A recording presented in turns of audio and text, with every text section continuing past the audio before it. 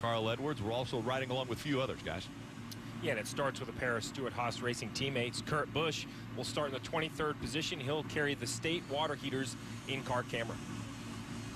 Kurt's teammate, Kevin Harvick, is in row 10, starting 20th, and he'll carry the Hunt brothers onboard camera. Here behind them in row 4, we have Denny Hamlin, and Sprint's going to let us ride along with him all day. Be some fun shots. You come to Martinsville, who better to ride along with than an 8-time winner, Jimmie Johnson, starting in the 3rd spot with the Chevy onboard camera. Yeah, and after last week's win, Joey Logano and his team got to feel really good, so we're going to ride along with them with the Ford in-car camera. Bit there, but one of the ways you're going to be able to tell who's holding someone up is the gap in front of the car. So there's a gap in front of the 11, and that means that the 11 right now is holding up the 42.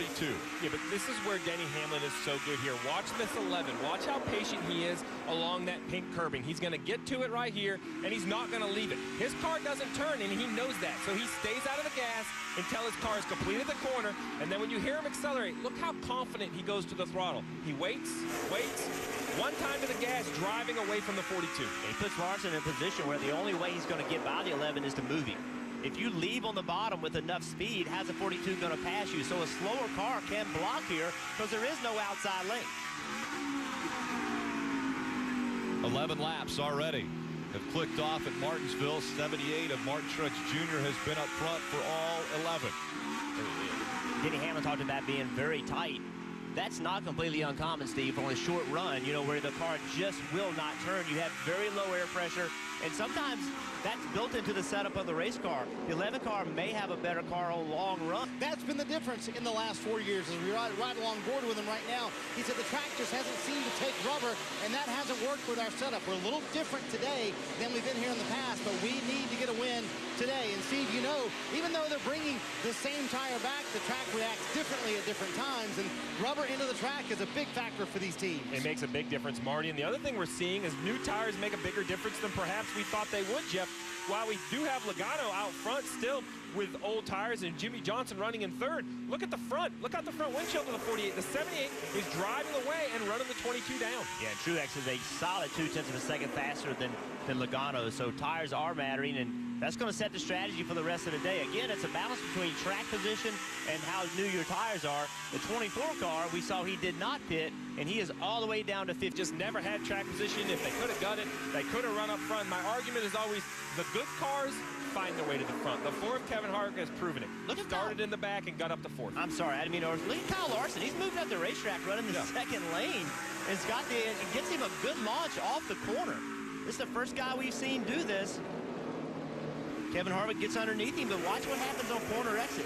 Kyle Larson, imagine that. Kyle Larson going to the outside. Yeah, I would not have thought it. Yeah, I would not have thought it at Martinsville, though.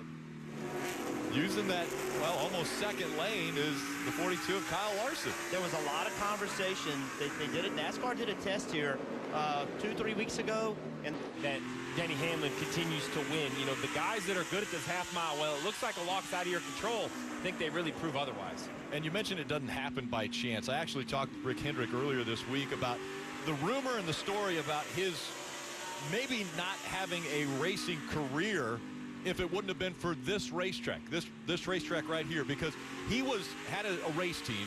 They hadn't won. He was struggling, and he actually told his crew chief, Harry Hyde, he said, you know what, we're not going to go to Martinsville because I don't think we're going to be able to continue. Harry Hyde said, you know what, there's a guy named Jeff Bodine. He's very good at Martinsville. We should go there. Well, one thing led to another. Jeff Bodine ends up winning that race, the first race that Hendrick ever won. They got the sponsor Northwestern Security Life to come on board, and the rest is history. The reason that you guys are sitting up here and have been. Joey Logano made that hard move. 31, you can see Newman didn't want to let that hole open, but Joey did a good job of getting in there.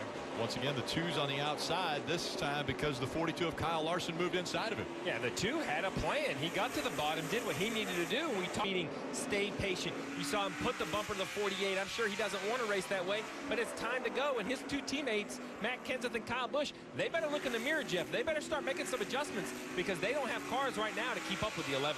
The other thing everybody has to be looking at is the upcoming races. You look at Texas, Jimmie Johnson, you've got to have somebody to remind you. Well, so as we look on board and look back at Carl Edwards, I love this shot. It shows Carl Edwards working. You see how smooth he tries to be on the wheel, but you see his right hand right here on the right side of the steering wheel. This right here doesn't look like a radio switch to me. This actually looks like the track bar adjuster, Dale. It has kind of an up and down toggle to it. So not only can you adjust all the brake bias you talked about, but as you run currently at these short tracks, you can move the track bar up and down. I love the track bar adjuster and what it can do for the driver inside the car. If you get behind, your setup's a little bit off, you can certainly make a difference with that track bar adjuster. I've probably passed some more cars having the track bar adjuster as a tool. I've been able to adjust my car and improve it.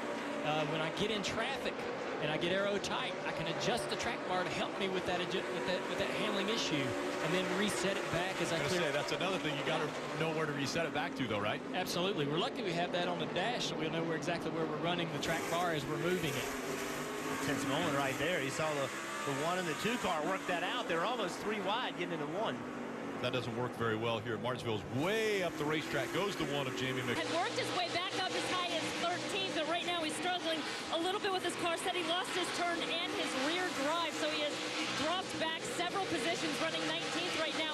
He's actually been one of the best short track drivers this season. 3 top 5 finishes, more than any other driver, but has yet to get a top 5 finish here at Martinsville since joining Stewart Haas Racing. And when I talked to his crew chief, Rodney Childers, about that, he said, the thing is, we're super fast for about the first 300 laps, but as the track rubbers up, we just tend to get way too tight. He was hoping that with Jay Allmendinger going by me, he is out of fuel as well. He asked him to switch a flip inside the car. Jimmy said, I already did that under caution, so out of fuel here for the 48 of Jimmy Johnson, who had worked his way back in the top 10. Now you can see Turn 2, you want him in? The problem is pit road is still closed. They don't want to be on pit road while pit road is closed. But if you run out of fuel again, you're going to be in big trouble. So these teams implement a strategy. We're pit this time, man. I'm not taking any chances. So even if pit road is not open, which right now it still is not open, they are going to pit. You don't know. Marty.